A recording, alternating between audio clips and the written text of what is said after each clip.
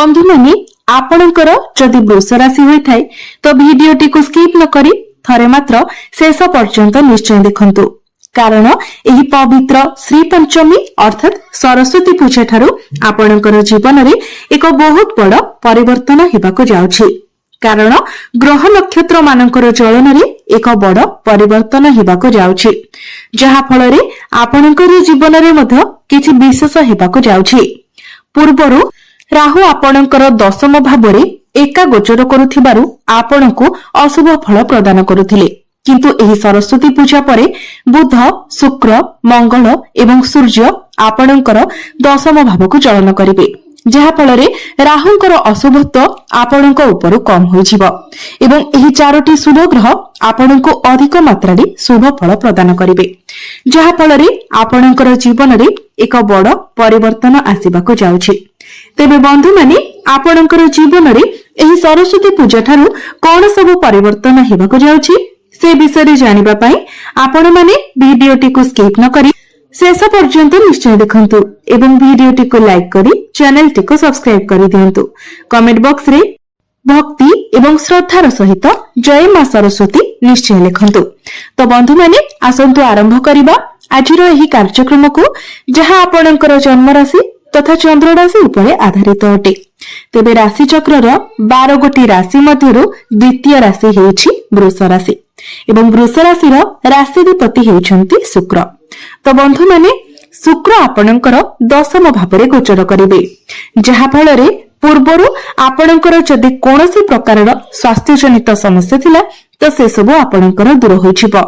आपण निजको स्वास्थ्यवान अनुभव करिवे। आपणकर प्रेम जीवन मध्य एही सरस्वती पूजा ठारू बहुत भल रहिबो। पूर्वरु आपणक मध्यरे बिना किछि कारण रे छोट मोट कथा को नेकी ही बहुत अधिक झगड़ा सृष्टि हेउथिला, मिसअंडरस्टैंडिंग हेउथिला। आपण आपणकर पार्टनर मध्यरे बॉन्डिंग भल रहुनथिला, परस्परक मध्यरे तालमेल ठीक रहुनथिला, किंतु आपण लक्ष्य करिवे एही सरस्वती पूजा ठारू आपणक मध्यरे सब किछि ठीक हेबाको लागिबो। आपणक मध्यरे भल पाइबा बढ़िबो, अंडरस्टैंडिंग भल रहिबो, आपण परस्पर को बुझी पारिबे। तो एही सरस्वती पूजा ठारू आपणकर प्रेम जीवन बहुत भल रहिबो। आपणकर शिक्षा क्षेत्र रे मध्य आपण बहुत अधिक उन्नति करिवे, किंतु मने रखंतु आपण जेतेबेले भी निजर पाठ पढ़ा रिलेटेड किछि डिसिजन नेउछंती सेतेबेले जेमिति आपण तरबरिया भाबरे किछि डिसिजन न नियंती किबा अन्य काहर कथा परे पड़ी किछि डिसिजन न नियंती सेथि प्रति आपण ध्यान देबे। जेतु राहु आपणकर दशम भावरे गोचर करूछंती एवं आपणकर पंचम भाव अर्थात आपणकर शिक्षा भावर अधिपति बुध मध्य राहुଙ୍କ सहित अछंती, तेणु आपण तरबरिया भावरे कोनोसी डिसिजन नेबे नाही, नचेत आपण असुविधारे पड़ी पारंती। किंतु जदि आपण भाबी चिंती डिसिजन नेउछंती तो निश्चित भावरे शिक्षा क्षेत्र रे आपनको बहुत अधिक सफलता मिलिबो।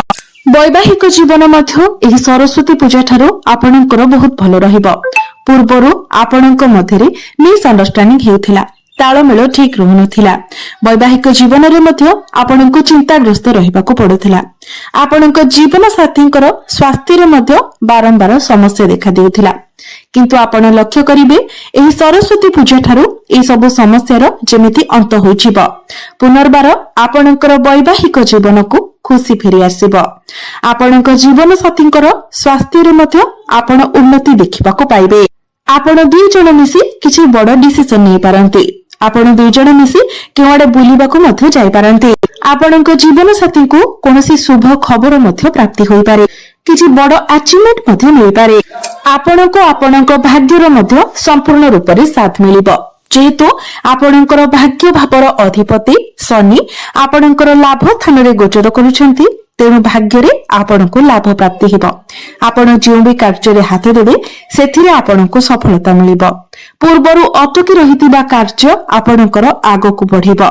एवं आपण किछि बड़ कार्य मध्य आरंभ करि पारंती, किछि बड़ डिसिजन नै पारंती। एही सरस्वती पूजा परे आपण निज गृह रे कोनोसी शुभ मंगलिक कार्यर आयोजन करि पारंती, किछि बड़ जिनिस किना किणी करि पारंती, भूमि जमी प्रॉपर्टी ए सब रे डील करि पारंती, नूतन गृह निर्माण करि पारंती किंबा नूतन जानवाहन इत्यादि किना किणी करि पारंती। जदि पूर्वरु आपण किछि बड़ इन्वेस्टमेंट करथिले तो एही समय आपनकु बड़ धन लाभ हेबार संभावना बनुछि किबा जदि शेयर मार्केट ट्रेडिंग एवं स्टॉक मार्केट रे आपण इन्वेस्टमेंट करबाको चाहुथिले तो आपण ताहा करि परिबे आपनकु निश्चित भाबरे लाभ प्राप्ति हेबा क्यारियर क्षेत्र रे मध्य आपनकु बहुत अधिक सफलता मिलिबाको जाउछि कारण आपनकर क्यारियर भावर अधिपति मध्य शनि अटंती एवं शनि आपनकर लाभ स्थान रे एकादश भाव गोचर करुछंती जहा फल रे क्यारियर रे मध्य आपनको लाभ प्राप्ति हेबो आपनकर कार्य क्षेत्र रे आपनकर प्रमोशन होई पारे आपनको मान सम्मान प्राप्ति हेबो एहा व्यतीत आपनकर दशम भाव रे राहु गोचर करुछंती राहुଙ୍କ सहित बुध शुक्र सूर्य एवं मंगल मध्य आपनकर दशम भाव रे गोचर करुछंती जहा फल रे आपनଙ୍କ मध्यरे कॉन्फिडेंट लेवल बढ़िबो आपनଙ୍କ मध्यरे एनर्जी बढ़िबो स्टैमिना बढ़िबो आपण निजर काम को बहुत कॉन्फिडेंट भाव रे करि परिबे एवं राहु जेहेतु गोचर करुछंती आपण हार्डवर्क अपेक्षा अधिक स्मार्ट वर्क करिवे आपण बहुत चालाक एवं चतुर बनिवे सबु समस्यार समाधान आपणक पाखरे रहिबो जदि आपणक निकट रे चाकरी नथिला तो आपणकु चाकरी मिलिबार मध्य बहुत अधिक संभावना रहुछि तेनु आपण निज तरफरु चेष्टा जारी रखंतु कार्य क्षेत्र रे आपणकु आपणकर सीनियर आपणकर बॉस कर सपोर्ट मिलिबो आपणकर कार्य करिबार शैली द्वारा आपण आपणकर कार्य क्षेत्र रे सम्मानित हेबे जदि आपण किछि परिवर्तन चाहुथिले तो परिवर्तन मध्य होई पारिबो आपण चेष्टा जारी रखंतु एवं राहु जेहेतु आपणकर दशम भाव रे गोचर करुछंती तो आपण आपणकर स्मार्ट वर्क द्वारा बहुत किछि अचीवमेंट मध्य पाई पारिबे एवं आपणको बहुत किछि अपॉर्चुनिटी मिलिबार मध्य संभावना रहुछि तेणु आपणको उपरको जदि रेस्पोंसिबिलिटी आसुछि आपणको उपरको कार्यभार आसुछि तो आपण डरि न जाई आगको बढ़ंतु जदि आपण अधिक परिश्रम करूछंती तो निहाती भाबरे आपण बहुत आगको जिबार संभावना रहुछि आपणको अनेक किछि सफलता मिलिबाको जाउछि बिजनेस मध्य एही सरस्वती पूजा ठारो आपणकर बहुत भलो रहिबाको जाउछि बिजनेस रे आपणकर बहुत भलो ग्रोथ हेबा शनि आपणकर लाभ स्थान रे गोचर करूछंती तो बिजनेस रे आपणको प्रॉफिट मिलिबो जदि आपण लुहा जातीय काम करूछंती इलेक्ट्रॉनिक सह जडित किछि काम करूछंती टूर एंड ट्रैवलिंग रो काम करूछंती इंपोर्ट एक्सपोर्ट रो काम करूछंती पेट्रोलियम गैस ए सब रो काम करूछंती ट्रांसपोर्टिंग रो बिजनेस जदि करूछंती तो ए सब क्षेत्र रे आपनको बहुत अधिक सफलता मिलिबाको जाउछि जदि आपण एग्रीकल्चर रो काम करूछंती तो सेथिरे मध्य आपनको बहुत अधिक सफलता मिलिबाको जाउछि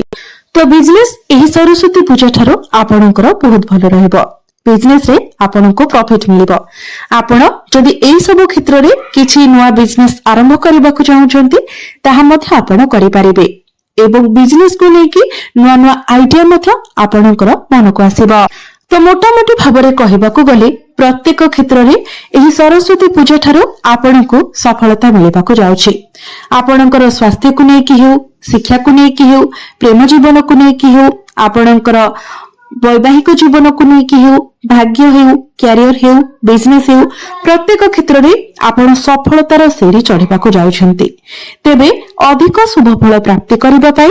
आपण प्रत्येक दिन आपणक राशि अधिपति शुक्रंकर बीज मंत्र 108 थर जप करंतु ओम द्राम द्रीम द्रोम सह शुक्राय नमः एही मंत्र को आपण प्रत्येक दिन 108 थर जप करंतु प्रत्येक दिन आपण हनुमान चालीसा पाठ करंतु प्रत्येक दिन आपण उदित सूर्य को तंबा पात्र रे जलार्घ्य अर्पण करंतु